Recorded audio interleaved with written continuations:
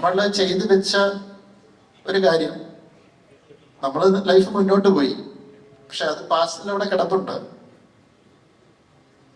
അത് ചിലപ്പോൾ ഫ്യൂച്ചറിലേക്ക് വേറെ ഏതെങ്കിലും ഒരു രീതിയിൽ കണക്ട് ചെയ്ത് വരാം.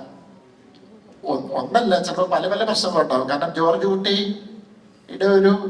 ഈ ഒരു ഇൻസിഡന്റ് തൊട്ടുള്ള ഇങ്ങോട്ടുള്ള ഒരു ലൈഫില് അത് വലിയ കോംപ്ലിക്കേറ്റഡ് ആണ്, പറയാൻ വലിയ ബുദ്ധിമുട്ട്.